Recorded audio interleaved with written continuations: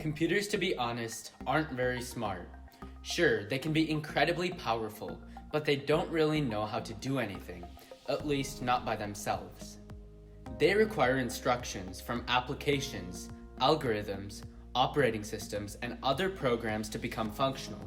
Programming is just the process of creating these instructions, but why should you learn how to program?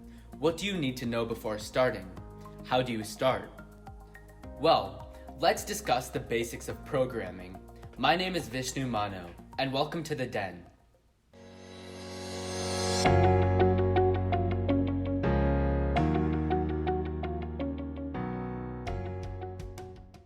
Programming is defined by Merriam-Webster as the planning, scheduling, and performing of a program. I know, not the most descriptive definition. Essentially, programming is giving instructions to your computer to perform a series of tasks. Programming allows you to instruct your computer on how to react to different things, whether it be a click of a mouse or a Google search in a browser. For the purpose of this video, coding and programming will be used synonymously. However, to give you a quick comparison, coding refers to just writing the program, while programming involves all the problem solving and brainstorming in the process, as well as the writing of the code itself. Programming doesn't exactly fit under one umbrella. You see, there are different categories of items that require programming. For example, the site you are on right now, YouTube, is a program. All websites are programs that people created, like Google, Twitter, and Wikipedia. One of the most prominent uses of programming is in web development, which includes anything from simple personal blogs to complex online stores. Machine learning and artificial intelligence are also created by code. No, I'm not talking about Siri, but rather about softwares like Google's AI-powered predictions, which uses location data from smartphones to analyze the speed of movement in traffic. Perhaps the most growing field within software development is data analysis. Data scientists use Python, a programming language that is very popular because of its versatility to clean data, create interactive statistical models, and use machine learning to predict outcomes and estimates. These are just a few examples of the countless functionalities of programming. Apart from the varying uses of programming, there are many other motives to learn how to code. Learning to code is a valuable skill, no matter what profession you are in.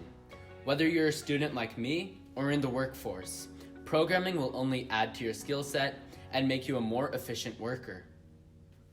Although money is a motive for a lot of people, the most successful and knowledgeable programmers are the ones who code because it is their passion. In programming, your interest and curiosity should be the main motive, and money is just an additional benefit. Programming can help you automate daily tasks, like your daily morning routine. Using an Arduino, you can program your Arduino to start brewing a cup of coffee when you wake up, or turn on some relaxing music after coming home. Programming also helps speed up tedious tasks. Instead of slowly transferring data, one cell at a time, you can use Node.js frameworks like Nest.js to utilize REST APIs. Using these tools can allow you to make get and post requests and transfer your data with speed and ease. As I stated before, no matter what profession you are in or plan to go to, programming will only help. In order to start learning how to code, you need to understand the differences between programming languages, and you need to choose a good, easy programming language to begin with. So, humans have different languages to communicate with different people. 9 times out of 10, our languages are connected to our locations and cultures, and they serve different functions. For example, there are 50 different words for snow in the Eskimo language, compared to the 4 Spanish words for snow. Since Eskimos live in areas covered in snow, their language has features and attributes that are accustomed to their language. Therefore, their language serves a different purpose than Spanish or English. Programming languages are comparable to human languages in this regard. Programming languages are used to communicate to the computer.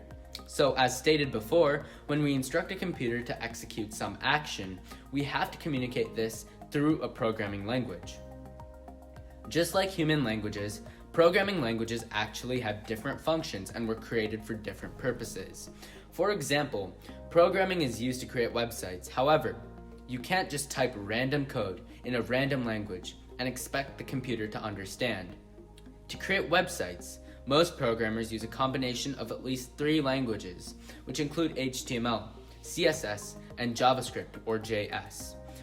More experienced programmers will use these 3 languages as a base, but will add on with components like Bootstrap, PHP, Angular, and Python.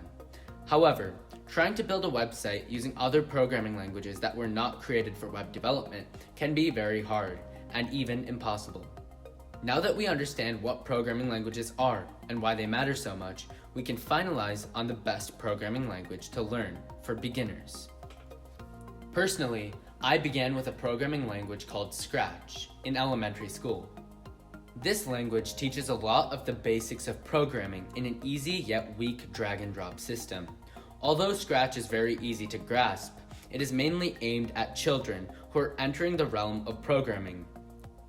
After Scratch, I moved on to making websites with HTML, CSS, and JavaScript. While learning this trio of web development languages is when my passion for programming really took off, because the results of my code were tangible. I could see the hard work I put into the websites I made. After making many mistakes, my recommendation would be to start learning programming with Python. I wish I had started my journey with Python because it is a relatively easy language to learn, it is well documented, the community is very helpful, forums are filled with useful information for beginners, it has countless modules that make the language powerful and versatile, and the syntax is very readable. Python allows beginners to grow and allows experienced programmers to create complex projects. However, I think that JavaScript, HTML, and CSS would also be a great place to begin programming, as you can see your results fast, keep you motivated, and the syntax is also very easy to read and grasp.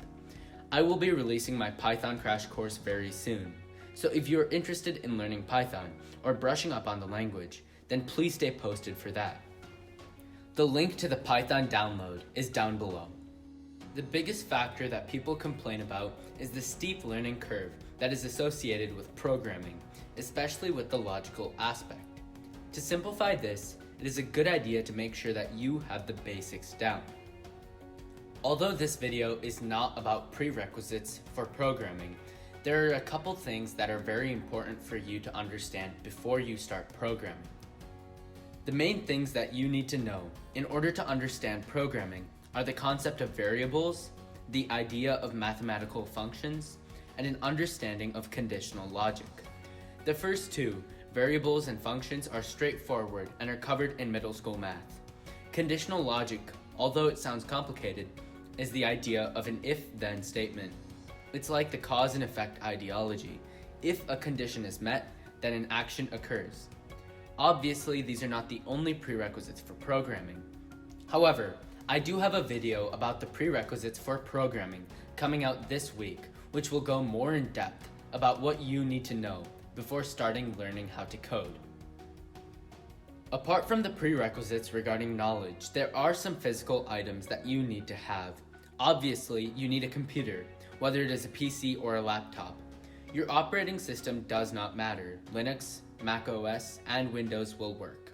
You also need to download a text editor.